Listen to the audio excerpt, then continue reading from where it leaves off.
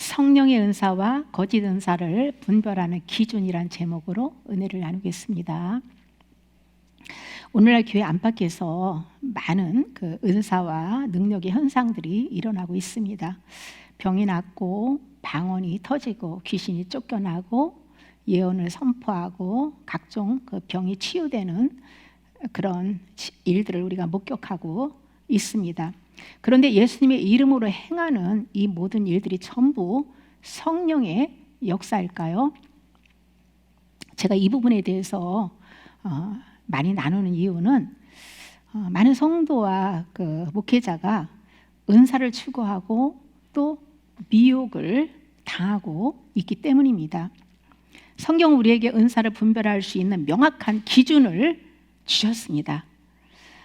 오늘 6가지 기준으로 나눌 말씀을 통해서 우리의 신앙과 교회를 점검하고 회개와 갱신의 자리로 나아가기를 소망합니다. 첫째, 은사의 중심이 예수 그리스도를 주로 높이는가입니다. 고린도전서 12장 3절, 성령으로 아니하고는 누구든지 예수를 주시라 할 수 없느니라. 아멘. 성령의 은사는 반드시 예수님을 주로 고백하게 만듭니다. 예수님을 주로 호칭하는 것은 주권을 인정하는 신앙 고백입니다. 예수님이 나의 삶의 주권자, 결정권자, 통치자이십니다 라는 의미입니다. 우리가 예수님을 주인으로 인정한다면 내 마음대로 살 수 없죠. 은사의 중심은 사람이 아니고 예수 그리스도십니다. 우리가 예수님을 주님이라고 부르는 것은 주인의 자리를 내어드리는 영적 태도예요. 내 중심, 자기 중심이 죽고 예수님을 삶의 주권자로 인정하는 실제적인 순종입니다. 그런데 대부분의 성도들이 입술로는 주님을 입에 달고 사는데 실제 예수님을 삶의 주권자로 인정하고 주님께 자신의 모든 것을 내어드리지 않고 있습니다. 그런 분들의 주인은 입술로는 예수님이지만 실제는 자기가 주인이라는 거죠. 모든 주도권을 자신이 행사하면 자기가 주인이라는 거예요. 우리가 하나님 중심으로 살지 않고 항상 내 중심으로 살고 있다면 아직 주인의 자리를 주님께 내어드리지 못한 것입니다.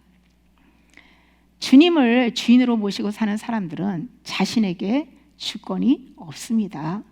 싫든지 좋든지 간에 자기를 부인하고 주님의 뜻에 순종합니다. 그런데 사단은 사람 속에서 거짓 은사로 주권을 행사하고 은사자로 하여금 자기를 높이고 자랑하게 만듭니다. 사람을 높임받을 때 사단이 영광을 받을 수 있기 때문이에요. 사단은 눈에 보이지 않지만 사람 속에서 보이지 않게 그 사람을 사로잡고 역사하잖아요. 사단이 틈타면 그리스도의 주권을 인정하지 않고 자기 이익을 추구하고 인간 중심, 경험 중심으로 흘러갑니다. 이것이 미혹이에요. 은사의 중심은 예수 그리스도입니다.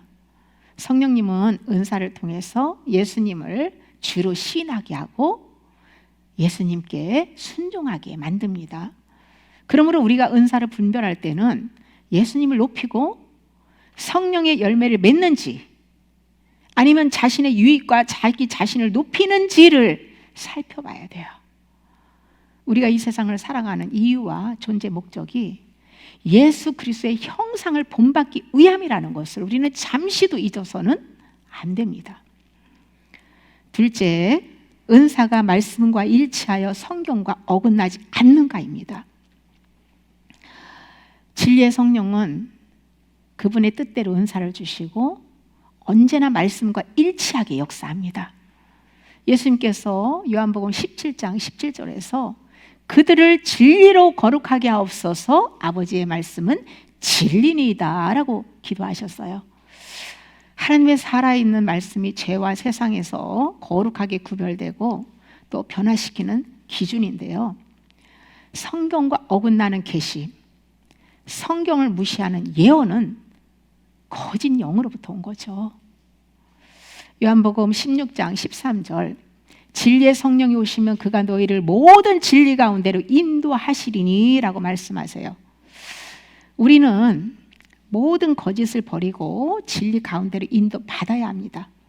성령님께서 내가 진리를 믿고 반응하는 만큼 깨닫게 하시고 경험시켜서 자유롭게 해주십니다. 성령께서 어떤 사람들을 진리 가운데로 인도하실까요? 성경 읽기 싫어서 하루에 한 장도 읽기 싫어서 안 읽는 사람일까요? 아니면 주님을 알기 위해서 주야로 성경 말씀을 읊조리고 또 마음에 새기기 위해서 암송도 하고 묵상하고 그 말씀 붙잡고 기도하는 사람일까요?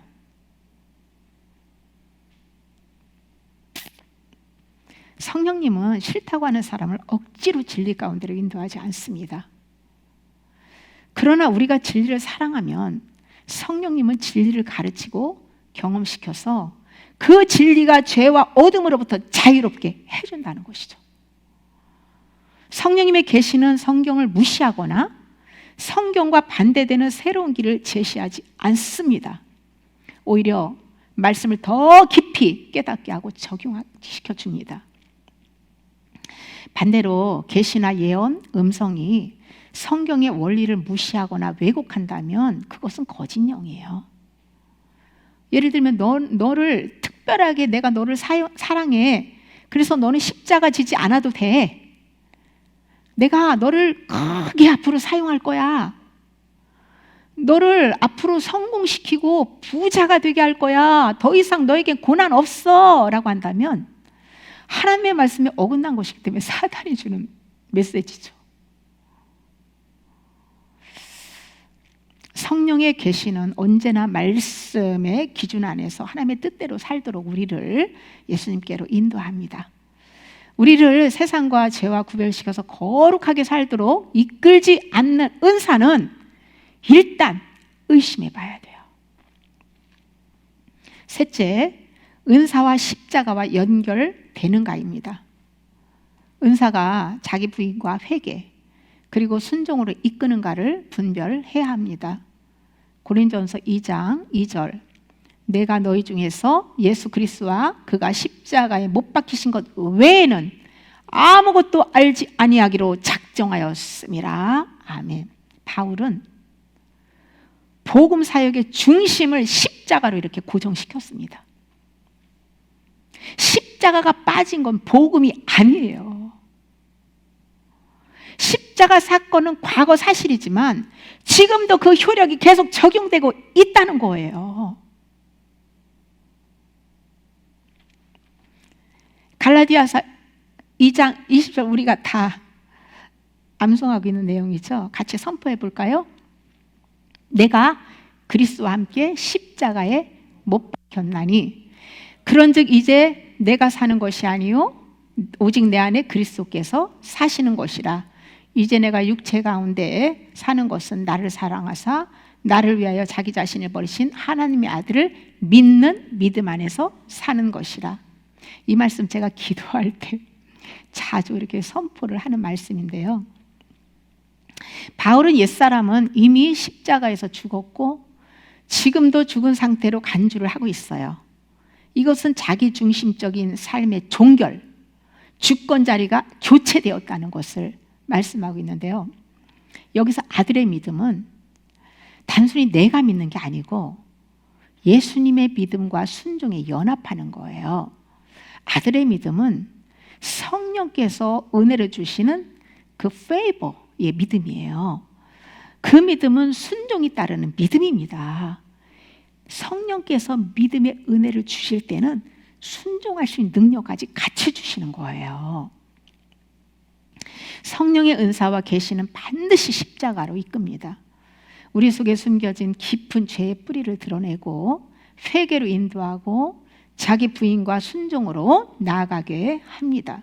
예수님께서 마태복음 16장 24절에서 누구든지 나를 따라오려거든 자기를 부인하고 자기 십자가 지고 나를 따를 것이니라 고 말씀하셨죠.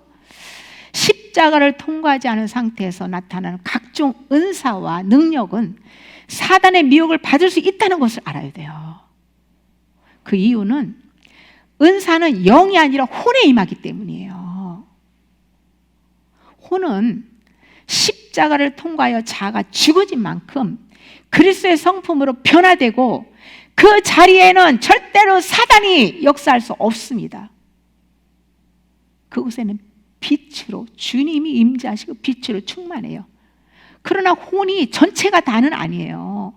아직 십자가를 통과하면서 회개하지 않은, 죽어지지 않은 곳은 그냥 옛사람 그대로라는 것이죠. 그런데 아직 죄와 타락한 정욕을 버리지 않고 회개하지 않는 그런 상태에서 은사를 받아서 사용하게 되면 정화가 되지 않은 그 생각 속에 사단이 틈타서 양심 역사를 하게 되는 거예요. 예를 들면 주님께 믿음으로 간절히 주님께 고정해서 정말 말씀 안에서 간절히 사모할 때, 그럴 때는 주님이 역사하시고 내가 육신의 생각과 옛사람의 내 생각, 내 중심으로 해가서 욕심으로 뭔가를 또 주님 앞에 구하면 사단이 역사하는 거예요. 거짓 은사의 특징은 십자가 없는 영광만 강조합니다. 고린도서 11장 4절에서 바울은요, 다른 예수, 다른 영, 다른 복음을 전한다고 말씀하고 있어요. 욕망, 출세, 물질, 성공 중심은 인간 자아를 강화시킵니다. 결국 사단은 십자가를 회피하게 하고 자신에게 무릎 꿇고 경배하게 만듭니다. 예수님께서 십자가의 길을 예고하실 때 베드로는 주여 그리하지 마소서라고 십자가를 피하도록, 십자가 지지 않도록 제안했어요. 그러나 예수님께서 곧바로 사단아 너희로 물러가라고 하시며 단호하게 책망하셨죠. 이것은 십자가를 지지 못하게 하는 것이 사단의 생각임을 보여주는 거예요. 베드로의 마음속에 사단이 틈타서 예수님을 위하는 것처럼 보이지만 실상은 십자가를 가로막는 그런 말을 한 것이죠. 예수님이 십자가에 죽으시고 부활해야 우리가 그 믿음으로 구원받을 수 있잖아요. 예수님은 광야에서 40일 금식하시면서 사단의 시험을 받을 때 이미 선악과로 유혹하는 그 사단의 제안을 기록한 말씀으로 물리쳤습니다. 그런데 제자 베드로의 입술을 통해서 고난 없이 영광을 얻으라는 같은 제안이 반복된 것을 우리는 볼 수가 있어요. 하나님의 뜻은 십자가에 죽어야 부활의 영광을 얻는 것입니다. 사람의 뜻은 고난 받지 않고 고난 회피하고 즉각적인 성공, 영광, 그리고 고난 없이 잘 먹고 잘 살다가 곧장 천국으로 가는 것이죠. 예수님께서 베드로에게 내 뒤로 가라고 한 것은 너는 주인이 아니라 스스의 길을 십자가 지고 따라가는 너는 제자야 라는 것을 깨닫게 해주는 거예요. 베드로가 주인의 자리에 앉아가지고 주님께 십자가 지지 말라고, 제자의 본분을 망각한 거죠. 이 말씀은 오늘 우리에게도 동일하게 적용됩니다. 사단은 우리로 하여금 고난을 피하고 편안하게 안락한 길을 택하게 합니다. 절제와 자족의 삶 대신 풍성하게 너는 세상적으로 아주 그냥 잘 먹고 사치하게 누리고 여행하고 아주 잘 살아, 편안하게 더 좋은 집에서 더 고급스러운 좋은 차 타고 더 크고 화려한 교회를 짓고 많은 성도들을 누리면서 그렇게 그것이 하나님께 영광이 돼 라고 거짓 메시지를 집어넣고 끌고 가죠. 육신의 정욕, 안목의 정욕, 이생의 자랑을 마음껏 누리라고 세상의 것으로 유혹을 합니다. 또한 고난 가운데 회개하며 주 앞에 나아가는 삶을 회피하게 만듭니다. 이런 모습들은 결국 사단의 생각과 다를 바가 없다는 거예요. 축복에 잘 먹고 잘 살고 건강하게 막 축복의 메시지, 이 땅의 것에 기복적인 거 완전 이거는 사단의 메시지고 사단의 사상이죠. 그런 거를 받아들이고 그들을 추구하면 우상을 숭배하게 되는 겁니다. 십자가 없는 길은 사단의 유혹입니다. 만약 우리가 돈도 많고 몸도 건강하고 자가 원하는 것을 다 할 수 있다면, 세상의 모든 걸 다 누릴 수 있는 상황이라면 우리가 예수님을 갈망할 수 있을까요? 예수님의 십자가를 지고 살 수 있을까요? 주일날 나와서 1시간 예배도 드리기 힘들어요. 그냥 천국 가기 위해서 그냥 도장이나 딱 찍으면 일주일 내내는 세상에 살면서 예수님은 다 잊어버리고 내 중심적으로 룰루랄라 누리며 그냥 그렇게 살다 넓으면 넓은 길에서 결국 종착역은 멸망 지옥이잖아요. 십자가 없는 그 사람은요, 세상 신을 경배하게 되어 있어요. 어차피 우리는 두 주인을 섬길 수 없는 존재예요. 하나님을 섬기든지 만몬 신, 세상 신을 섬기든지 어느 한쪽으로 기울게 돼 있어요. 결국은요, 한쪽을 선택하기 위해서 한쪽을 버려야 되는 거예요. 십자가를 지는 사람들은 하나님을 선택하고, 십자가를 지기 싫어하는 사람들은 세상 신에게 무릎 꿇고 우상 숭배를 하게 되는 것이죠. 십자가 없는 은사, 계시, 비전, 모든 삶은 사단의 지배 아래 있다는 것을 알아야 됩니다. 십자가 없는 부흥, 고난 없는 축복, 자기 부인 없는 영광, 그런 메시지는요, 사람의 귀에 매력적으로 들릴 수 있지만은요, 결국 사단의 덫에 걸려서 넘어지게 하는 거짓 메시지예요. 속으면 안 됩니다.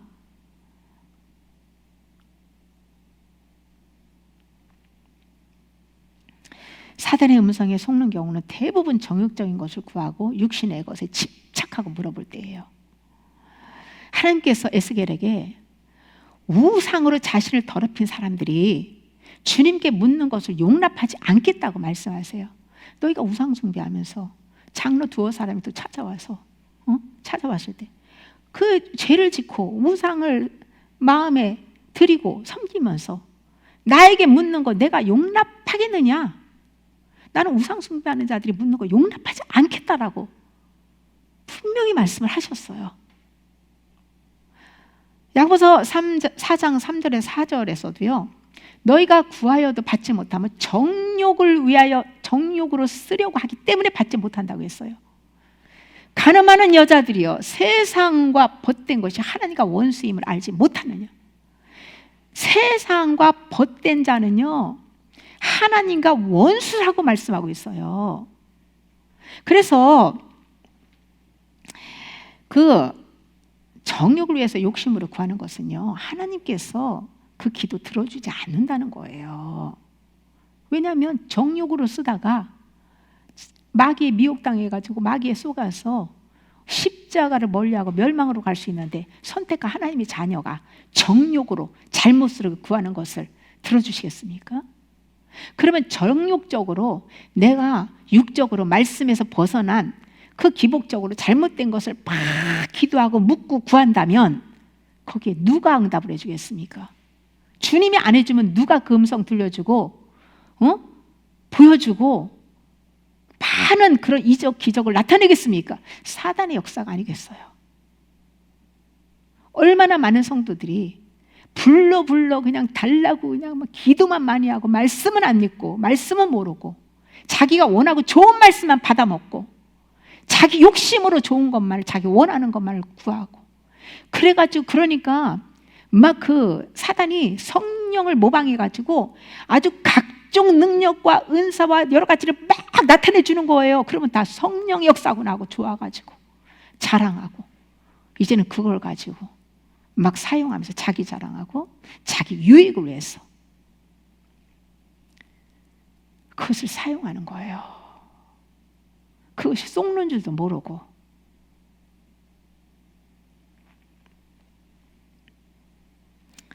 우리가 하나님께 기도 응답 받기 위해서는요, 먼저 세상 사랑하는 것들부터 내려놓는 회개해야 돼요. 나를 내려놓을수록, 소유욕을 내려놓고 주님께 헌신하고자, 순종하고자 할 때, 하나님의 뜻에 나를 맞출 때, 그 상황에서 주님의 뜻을 물으면요, 사단이 응답해 줄까요? 주님이 응답해 줄까요? 주님이 말씀하세요. 주님이.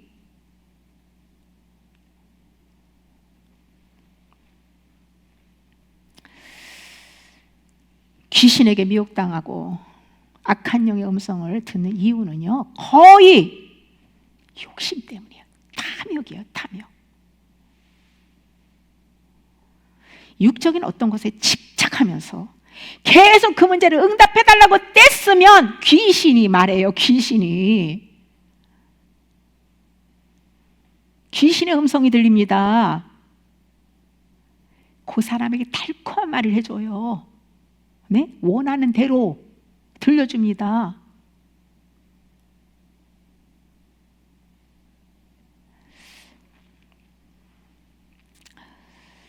우리가 주님의 음성을 듣고 주님과 친밀한 교제를 나누기 위해서는요, 먼저 마음에 심어진 소유욕부터 전부 파버리는 해결해야 돼요. 마지막 때 사단에 미혹당하지 않고 멸망의 길로 가지 않고 구원의 방주 안으로 들어오기 위해서는요, 내 안에 아담으로부터 물려받은 혼적 생명, 내중심적인 거, 욕심, 탐욕, 모든 죄들을 다 파버리는 회개를 해야 돼요. 말씀을 소리내서 읽는 방법으로. 이번에 하나님께서 너무나 이 교과서, 이 말씀 소리로 회개할 수 있는 방법을 너무나 아주 심플하게 잘 정리해 주셔가지고 지금 출판사에 넘겼고요, 10월 말쯤이면 책이 나옵니다. 하나님이 때가 급하신 것 같아요. 저 같은 자를 들어서 일단 경험시켜 주시고 경험적인 진리를 바탕으로 해서 성령께서 감동으로 책을 쓰게 하신 이런 것이, 예수님이 재림하실 때가 너무나 가까워서 선택한 자들을 깨우고 회개시키고 주님의 오실 준비시키기 위해서 하나님께서 허락하셨다라고 저는 생각합니다. 은사와 계시의 참과 거짓을 분별할 때 십자가 중심성이 기준인데요, 십자가에 죽지 않은 상태에서 나타나는 은사들은 온전하지 못하고요, 사단의 미혹을 당하고 양신 역사를 하게 되어 있어요.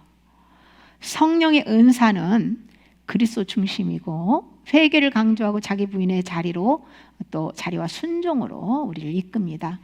반대로 거짓 은사는 사람을 자기 욕망의 충족, 즉 물질, 건강, 성공, 자녀 출세 등으로 이끕니다. 십자가 없는 은사는 사단의 미혹이에요. 세상의 모든 것은 다 변해도 영원히 변하지 않는 것은 진리뿐이에요. 어제나 오늘이나 내일이나 영원토록 예수 그리스도, 그분은 변하지 않아요. 거짓 은사는 십자가 없는 영광만 강조합니다. 십자가 없는 부활의 영광은 있을 수가 없고, 내가 십자가에 죽지 않으면 천국문은 열리지 않습니다.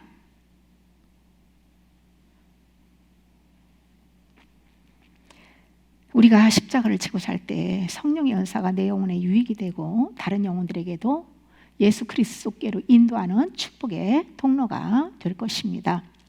넷째, 은사로 교회를 바로 세우고 지체를 유익하게 하는가입니다.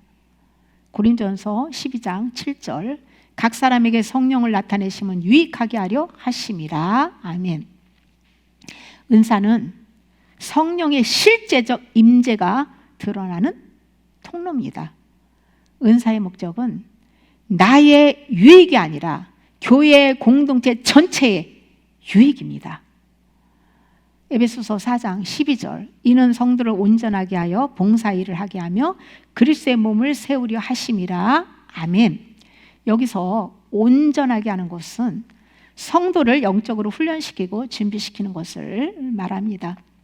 은사는 섬김 받는 높은 자리가 아니고 섬김의 낮은 자리로 내려가야 하는 거예요. 은사의 최종 목적은 그리스도의 몸인 교회를 세우는 것입니다. 은사의 목적은 성도를 훈련하고 성숙하게 하나님 중심으로 준비시켜서 공동체를 섬기고 그리스도의 몸을 건강하게 세워서 이 몸된 교회가 머리 대신 그리스도와 완전한 연합을 이루게 하는 거예요. 거짓 은사의 특징은 개인의 능력을 과시하여 추종자를 만들고 교회를 혼란하게 하고 분열시킵니다. 은사 체험 자체를 목적화해서 자기 만족과 영적 우월감을 갖게 합니다. 은사 분별의 공동체적인 기준은 은사가 그리스도 안에서 교회를 하나 되게 하는가, 진리로 훈련시켜서 많은 지체를 세우고 섬기게 하는가, 아니면 특정 인물만 드러내고 나머지는 수동적으로 만드는가, 이런 것들을 보면 참과 거짓을 또 분별할 수 있는 거예요. 성령의 은사는 언제나 공동체를 세우는 방향으로 나타납니다. 은사가 나타날수록 교회는 더 하나가 되고 믿음이 성숙하고 서로가 섬김으로 나아가야 합니다. 개인의 능력을 과시하고 교회를 분열시키는 은사라면 그 출처를 반드시 점검해서 그 뿌리를 제거해야 합니다. 교회를 살리기 위해서는, 다른 지체들을 살리고 교회를 건강하게 세우기 위해서는 어쩔 수 없이 암덩어리와 같은 존재를 제거하는 수술을 해야 합니다. 그렇게 하지 않기 때문에 교회가 병들어가고요, 다 거기에 그냥 휩쓸려 가지고, 그래서 교회가 건강한 사람도 악한 사람의 영향을 받아가지고요, 어둠의 영을 받아가지고 그 믿음을 온전하게 잘하지 못하고, 교회는요 거룩해야 되는 거예요. 그런 사람들은 회개시켜야 되는 거예요. 끝까지 회개하지 않으면 내보내야 되는 게 맞아요. 예수님께서 두아디라 교회의 목회자에게 음녀 이세벨을 용납한 것에 대해서 책망하셨잖아요. 이세벨을 용납해가지고 이 거짓 선지자 같은 용납해가지고 그가 막 그냥 다른 성도들이, 목회자들이, 많은 사람들에게 다 음행하게 하고 우상의 재물을 먹게 하고 세상 신을 경배하게 만든 거죠. 바울은 고린도후서 6장 14절에서 16절에서도 의와 불법이, 빛과 어둠이, 그리스도와 사단이, 믿지 않는 자와 믿는 자가, 성전과 우상이 함께 할 수 없다라고 증언합니다.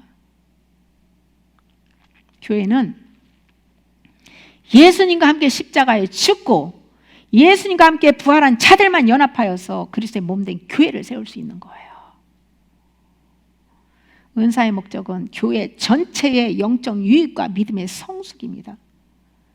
현재 은사로 사역하는 분들은 은사를 공동체를 세우는 방향으로 사용하고 있는지, 아니면 자신의 유익과 영적 우월감을 드러낼 도구로 변질되고 있는지 수시로 점검하고 회개해야 합니다. 다섯째, 은사가 죄와 마귀로부터 영혼의 자유를 주는가입니다. 은사가 율법의 정죄와 두려움, 죄와 사단의 묶임으로부터 해방시키는가, 그 열매를 분별해야 합니다. 영혼의 자유는요, 은사 분별에서 중요한 기준이에요. 영혼이 죄와 어둠으로 자유를 누리지 못하게 하는 은사가 무슨 필요가 있어요? 육적으로만 건강하게, 육적으로만 내 원하는 피로 다 채워주는 거, 이게 주님의 십자가 부활하고 무슨 상관이에요? 만약 성령의 은사라면, 치유받았다면 그 사람이 치유받은 그 부분에 대해서 변화된 인격이 나타나야 되는 거예요. 목적은 치유, 육신의 병을 고치는 게 목적이 아니고 영혼을 구원시키고자, 영혼을 건강하게 하고자 하는데 목적이 있는 거예요.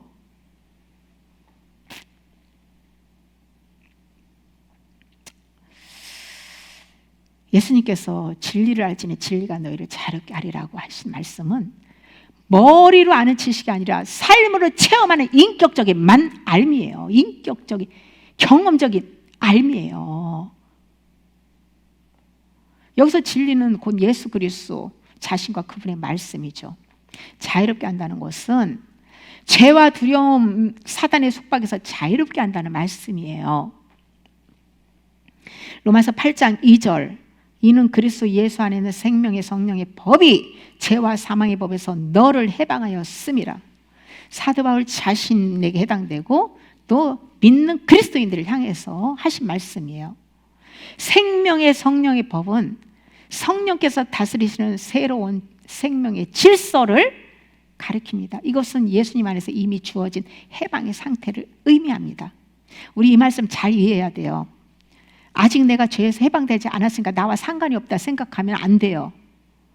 우리의 영은 이미 성령께서 임하시는 순간 죄와 사망의 법에서 해방된 거예요. 그러나 마음, 생각, 감정, 의지는 여전히 죄와 사망의 법의 영향 아래에 갇혀 있습니다. 결과적으로 혼 또한 구원을 받은 것이에요. 하지만 믿음의 여정 속에서 아직 성령께서 그 다음부터 살아난 영과 함께 혼을 점령하게 하면서 계속 회개시켜서 십자가를 통과시켜서 변화시켜야 되잖아요. 이 여정 속에서 여전히 속죄의 은총에 대한 믿음의 반응이 계속 필요한 거예요. 결과적으로는 이미 생명의 성령의 법이 죄와 사망의 법에서 우리를 해방시켰다라는 그 믿음을 우리는 가지고 이미 되었다라는 믿음의 전제하에서 우리는 성령님과 함께 그 믿음에 반응해야 된다는 거예요.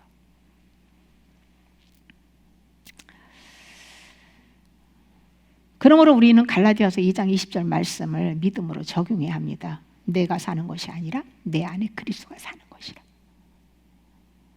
이것이 실제 삶 속에서 고백하고 순종될 때 혼 또한 죄와 사망의 법에서 해방된 은혜를 누리게 되는 겁니다. 성령의 은사는 사람을 정죄감, 두려움, 죄의 중독에서 실제로 풀어주고 죄의 권세에서 해방시켜 줍니다. 정죄에서 벗어나 하나님께 담대히 나아가 아들의 영으로 자유롭게 해주셔서 아바, 아버지라 부르짖게 하십니다. 하나님은 우리의 아빠, 아버지세요. 거짓 은사의 특징은 새로운 속박과 두려움을 생산하는데요. 어떤 은사자들은 그래요. 내 말을 안 들으면 저주받는다. 또 자기 교회 떠나면 저주받는다고 해요. 그래서 과거에 제가 오산에 있을 때 어느 이제 이 부부 집사님이 저 성남에서 다니던 교회에서 나올 때 그런 얘기를 했어요. 거기 떠나면 저주받는 줄 알고 굉장히 그 두려워하는 그런 것을 제가 얘기를 듣고 봤는데요. 또 뭐 어떤 특정 어떤 의식을 해야 복 받는다라고 하고 헌금 강조를 하면서 헌금 많이 해야 많이 할수록 복을 받는다 라고 그렇게 성도들을 유혹하고 때로는 협박하고 성도들을 통제하기도 하는데요. 그런 거짓말에 속으면 결국 죄책감, 통제, 인간 중심의 시스템에 묶이게 되는 거예요. 사단은 사람을 두려움과 외적 의식에 묶어서 자유를 뺏어갑니다. 자유. 사람을 종속시키고 두려움을 주고 죄책감을 주고 온갖 탐욕으로 더 주시옵소서.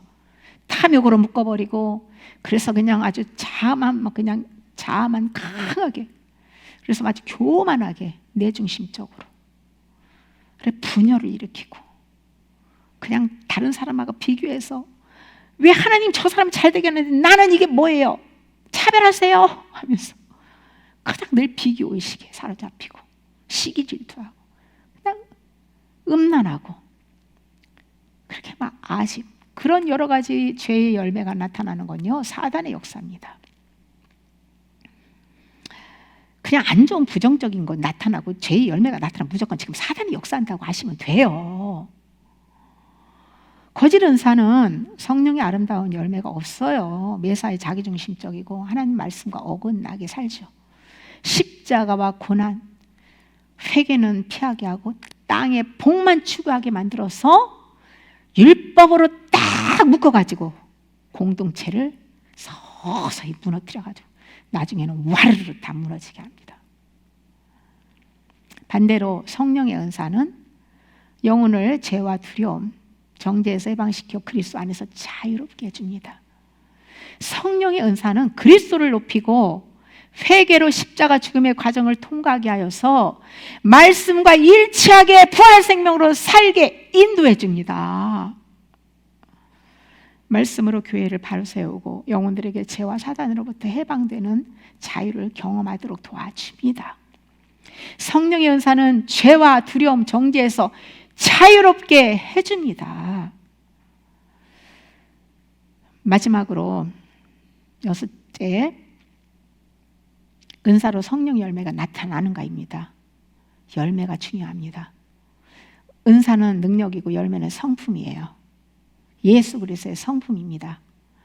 성령의 은사는 시간이 지날수록 사랑, 온유, 겸손, 섬김의 아름다운 신의 성품, 아름다운 성령의 열매가 나타납니다. 마태복음 7장 16절, 그들의 열매로 그들을 알지니 가시나무에서 포도를 또는 엉겅퀴에서 무화과를 따겠느냐. 20절, 이러므로 그들의 열매로 그들을 알리라. 열매. 내가 가시나무예요. 가시나무. 그런데 포도의 열매를 따서 하나님 앞에 드릴 수는 없는 거예요. 그러니까 우리는 예수 그리스도에게 붙어 있어야 돼요. 포도나무에 붙어 있는 가지가 돼야 되는 거예요. 주님께 붙어 있어야만 자연히 주님을 통해서 열매를 맺게 되어 있는 것이거든요. 열매는 외적 성공이나 숫자가 아니라 삶에서 맺어지는 결과인데요. 시간이 지나면 반드시 열매로 그 사람이 어떤 나무인지 드러난다는 의미예요. 그러니까 처음에는요, 가짜들은 처음에는 아주 그 거짓이기 때문에 너무너무 겉으로 막 친절하고 막 상냥하게 사랑이 많고 막 겉으로 너무너무 그 아주 좋은 열매처럼 잘 보입니다. 과장되게 말하고. 그런데 시간이 한참 지나면요, 그 거짓이 드러납니다. 지속적일 수가 없어요. 진짜 열매만 지속적으로 변함이 없어요. 그런데 눈에 처음부터 화려하게 띄지 않아요. 사람에게 잘 보이려고 아부하고 막 높이고 이런 거 없어요. 성령의 사람들은 주님만 높이죠. 주님만. 주님 안에서 아가페 사랑이 흘러가게 하는 거죠. 자연스럽게.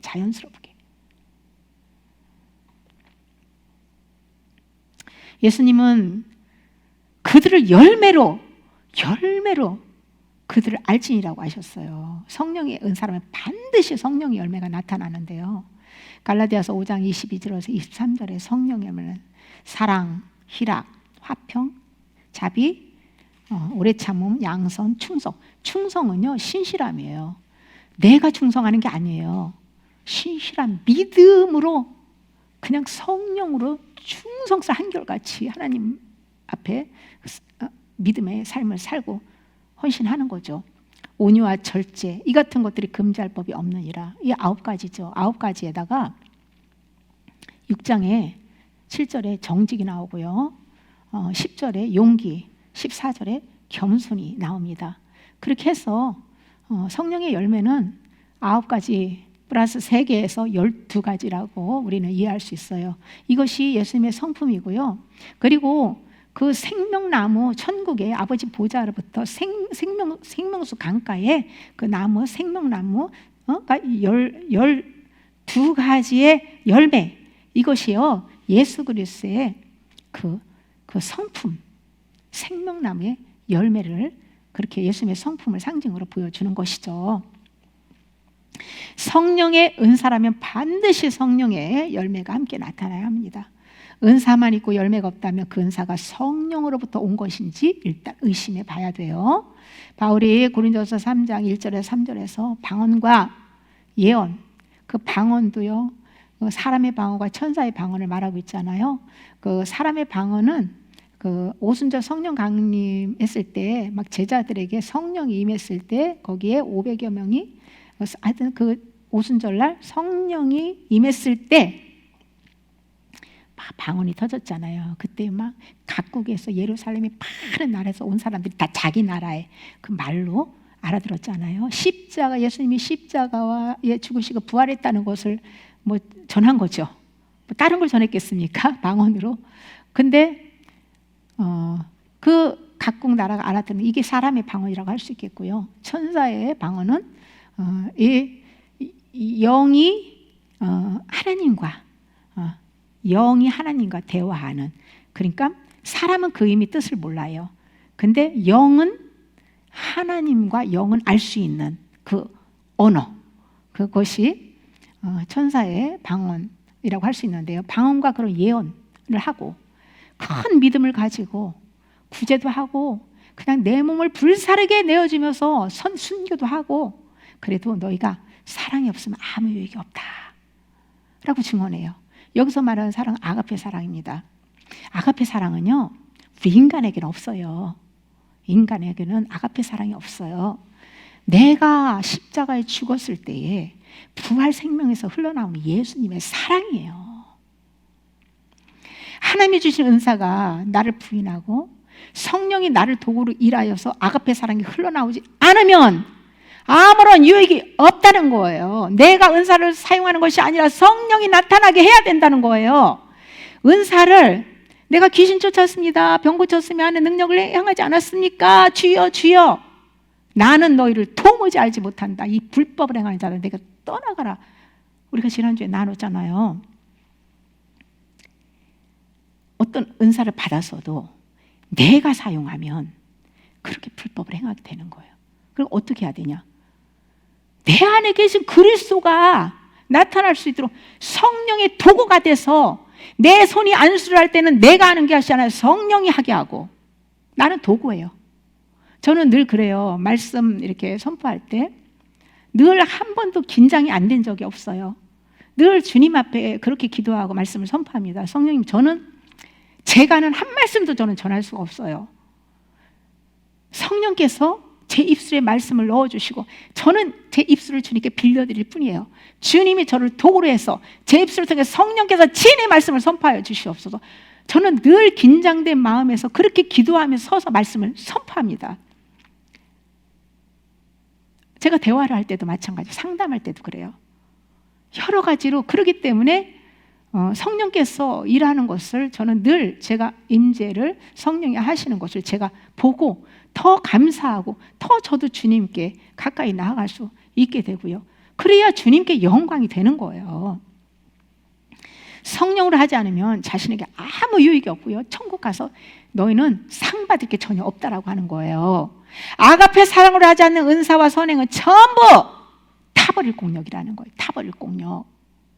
타지 않을 공력이 되려면 나를 성령께서 사용하도록 온전히 내어드려야 됩니다. 금은 보석, 이것은요 타지 않지만 나무 풀집과 같은 내가 한 거는 전부 타버릴 공력이에요. 나를 부인하라는 거예요. 그래서 나를 부인하고 십자가 지고 주님을 따라가는 사람이 주님이 주신 은사를 바르게 성령이 사용할 수 있도록 나타냄으로 해서 열매를 맺게 되는 거예요.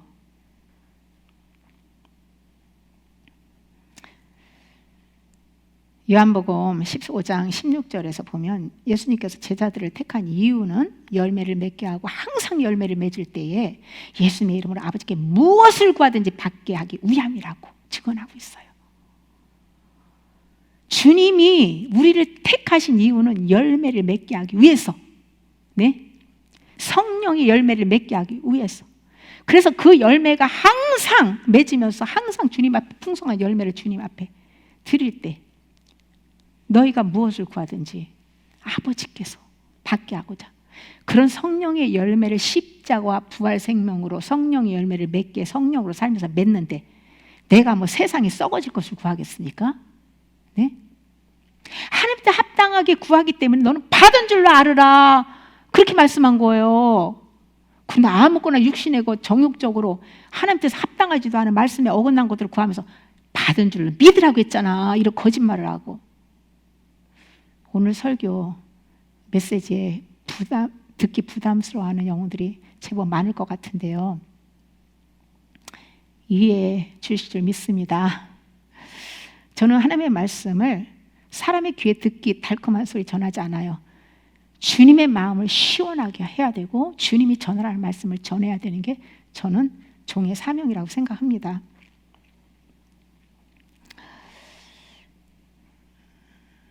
우리가 무엇을 구하든지 받기 위한 조건이 항상 성령의 열매를 맺는 것이고요. 반대로 열매를 맺지 못한 무엇을 구하든지 다 받지 못한다는 것으로 우리는 또 깨달을 수 있어요. 기도에 응답받고 싶으면 먼저 회개해서 회개 합당한 열매 맺어야 합니다. 회개하면서 열매 맺을 때 주님께 구하면요, 이 땅에서 욕심으로 구한 게 아니라 일상에 꼭 필요한 필요들을 하나님이 알아서 책임져 주시고 공급하세요. 그리고 우리가 너무 아프면 그런 부분이 뭐 내가 아픈데 정욕적으로 구하는 겁니까? 그 왜 아픈지 원인을 찾아서 그 문제를 회개할 때 하나님은 질병도 치유하시는 분이시고요. 귀신도 쫓아내 주시는 분이고요. 그래서 궁극적인 목적이 우리를 주님의 성품으로 온전히 빚으셔서 그리스도와 연합시키기 위함이잖아요. 성령께서 주시는 은사는 신비한 체험이나 능력의 과시가 아니에요. 성령의 은사는 예수 그리스도를 주로 고백하게 하고 말씀대로 살게 하며 십자가를 따르게 만들고 교회를 바로 세우고 영혼을 자유케 하며 성령의 열매를 맺어 그리스도와 하나로 연합하는 것입니다. 그러므로 우리는 은사를 구할 뿐 아니라 그 열매를 성령의 조명으로 점검해야 합니다. 성령의 은사는 우리를 십자가 앞으로 이끌어서 부활 생명으로 살게 하며 교회를 세우고 세상 속에서 예수님의 향기를 드러나게 합니다. 초대교회는 병고침과 방언 같은 은사, 귀신 떠나가고 뭐 죽은 자가 살아나고 앉은 병이 일어나고 뭐 수많은 병이 고침받는 역사들이 제자들을 통해서 많이 나타났어요. 동시에 사랑과 섬김의 열매가 풍성했습니다. 자기 소유라고 하는 자가 없고 은혜 받은 사람은 다 함께 가난한 자들 필요에 따라 나누고 그런 성령의 열매를 나타냈습니다. 그래서 세상 사람들은 그리스도인들을 보라, 저들이 사랑을 보라라고 말하는 거예요. 그래서 예수님을 드러내고 높였단 말이죠. 세상에서 소금처럼 내 자아가 없어지고 예수님만을 드러내어 부패하고 썩지 않게 해야 되고요. 또 어둠이 가득한 이 세상에서 내가 죽고 내가 빛이 되려면 어떻게 해야 됩니까? 내가 죽어야 돼요. 내가 없어야 돼요. 그래서 그리스도, 빛 대신 그리스도가 나타나게 해서 천국 가는 길을 비춰줘야 되는 거예요. 그 빛을 보고 방황하는 영혼들이 그 빛을 보고 올 수 있도록 그렇게 우리는 빛과 소금이 돼야 되는 거예요.